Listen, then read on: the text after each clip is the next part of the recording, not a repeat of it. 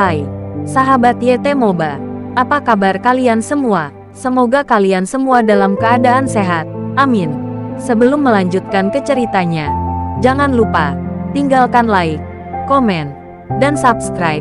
Karena dengan like dan komentar kalian, yang semakin membuat admin semangat mengupload lanjutan ceritanya.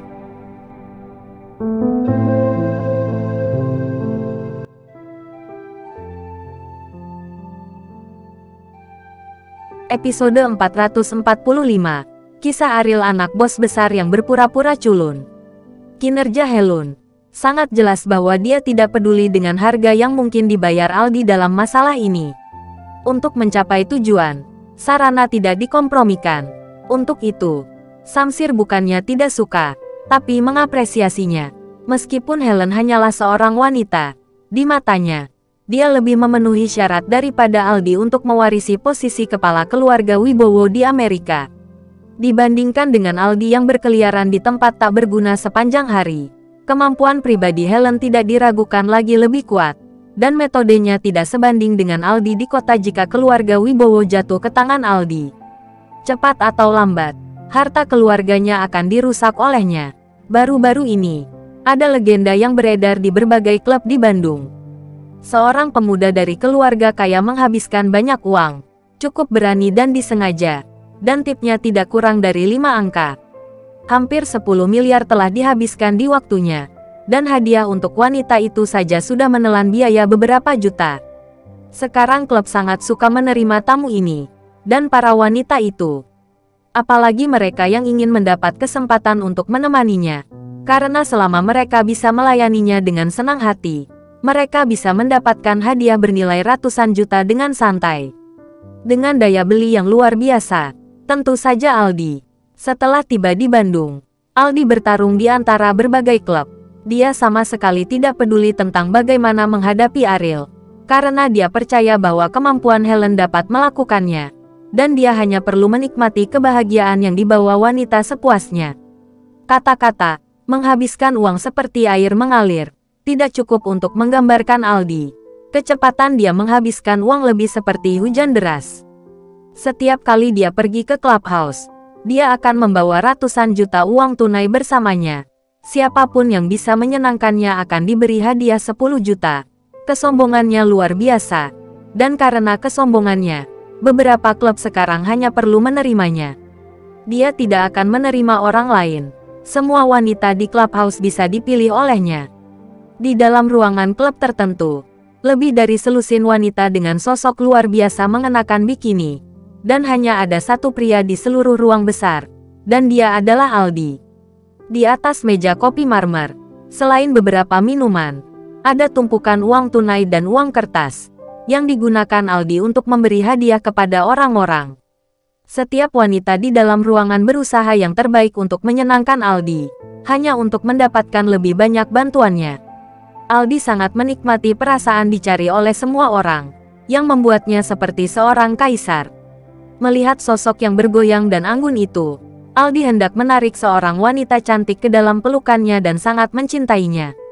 Telepon berdering tiba-tiba. Setelah melihat ide penelepon, Aldi mematikan musik. "Tenang, aku akan menjawab telepon dulu," kata Aldi. Seluruh ruangan terdiam sesaat, dan tidak ada yang berani melanggar niat Aldi. Aldi mengangkat telepon, bertanya dengan hati-hati, "Kakak, mengapa kamu meneleponku? Apakah kamu akan kembali begitu cepat?" Aldi belum cukup bersenang-senang. Perasaan tak terkendali di Bandung jauh lebih baik daripada kembali ke negara Amerika. Jadi reaksi pertamanya saat melihat ide penelepon Helen adalah bahwa Ariel terlalu tidak berguna. "Apakah kamu akan kalah?" Itu membuatnya semakin sedikit waktu untuk bermain. "Jangan khawatir. Ini belum waktunya untuk kembali.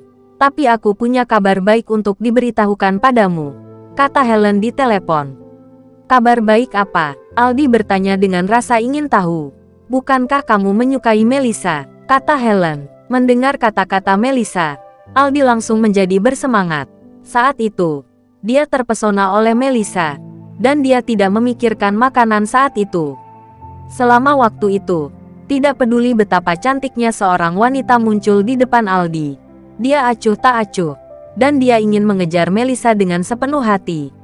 Baru setelah Melissa kembali ke Indonesia, dia berhenti memikirkannya, karena keluarga Wibowo di Amerika tidak dapat kembali ke Indonesia dengan santai. "Kakak, apakah kamu tahu di mana Melissa berada, kan?" Aldi bertanya dengan penuh semangat. "Itu terjadi begitu saja. Kamu mengatakan itu kebetulan. Mungkin wanita ini ditakdirkan untuk menjadi milikmu dalam hidupmu." Helen berkata. Dia menyukai obsesi Aldi terhadap wanita, dan bahkan membantu Aldi mengalahkannya ketika dia berada di Amerika sebagai penutup. Biarkan dia memiliki kesempatan untuk keluar dan bermain sesuka hatinya. Karena hanya dengan cara ini, Aldi tidak akan bersaing dengannya untuk suksesi patriark. Dapat dikatakan bahwa Aldi akan menjadi seperti sekarang ini, hampir disebabkan oleh Helen. Dia telah merencanakan suksesi patriark sangat awal, lebih tinggi. Di mana dia? Kota Bandung. Tentu saja, Aldi yang terganggu tidak akan pernah mencuci tangannya karena Melissa. Sebelum dia mendapatkannya, dia mungkin menahan diri. Tapi setelah mendapatkannya, sama sekali tidak mungkin bagi seorang playboy seperti dia untuk memikirkan seorang wanita. "Ya, dan aku tahu di mana dia tinggal. Apakah kamu ingin tahu?" Helen tersenyum. "Kakakku yang baik, jangan mempermainkanku. Katakan cepat, hatiku sudah mulai gatal." Ekspresi tidak sabar Aldi menyerupai seorang anak yang meminta mainan. "Apakah kakak memperlakukanmu dengan baik?" Helen bertanya dengan sengaja. "Oke, tentu saja. Lebih baik dari siapapun," kata Aldi tanpa ragu. "Mulutmu sangat manis. Oke, aku akan segera mengirimkan alamatnya ke ponselmu." Setelah berbicara, Helen menutup telepon dan mengirim alamat Melissa saat ini ke Aldi. "Alamat ini rumah sewa tempat Ariel berada." Setelah mendapatkan alamatnya, Aldi tidak berniat bermain di clubhouse lagi dan hendak segera pergi. Semua wanita itu kecewa. Mereka belum menerima hadiah dari Aldi, dan mereka tidak berharap dia pergi begitu cepat. Tuan semacam ini jarang bertemu sekali dalam 1000 tahun. Jika Anda melewatkannya kali ini, Anda mungkin tidak akan pernah bertemu lagi dalam hidup ini. Melihat ekspresi kecewa di wajah setiap wanita, Aldi tersenyum ringan dan berkata, "Jangan terlalu kecewa, ini uang kalian ambil. Siapapun yang mengambilnya akan menjadi milikku.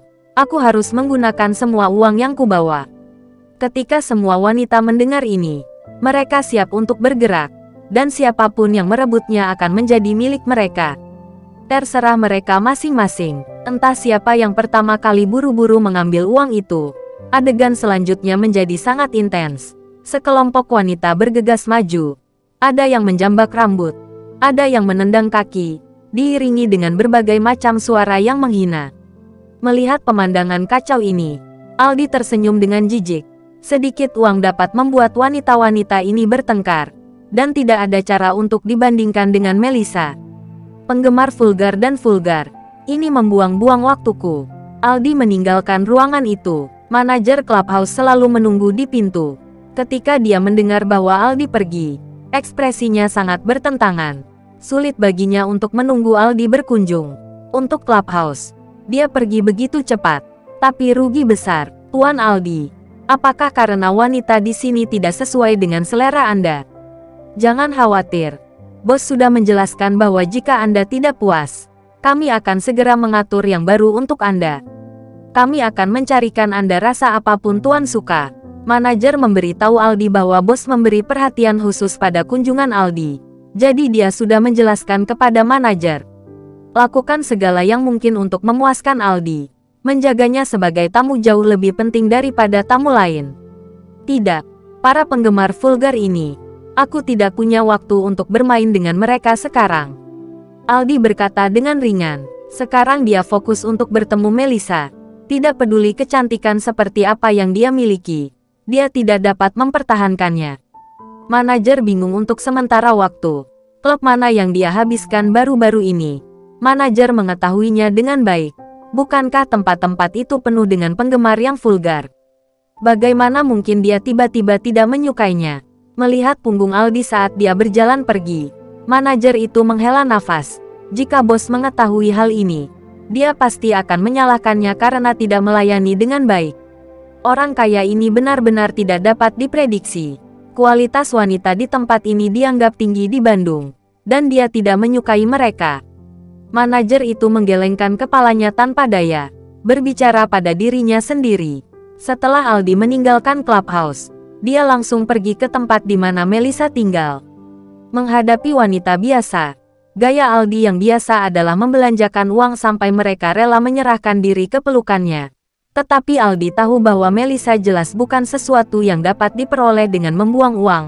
Jadi dia harus memikirkan cara baru. Bersambung.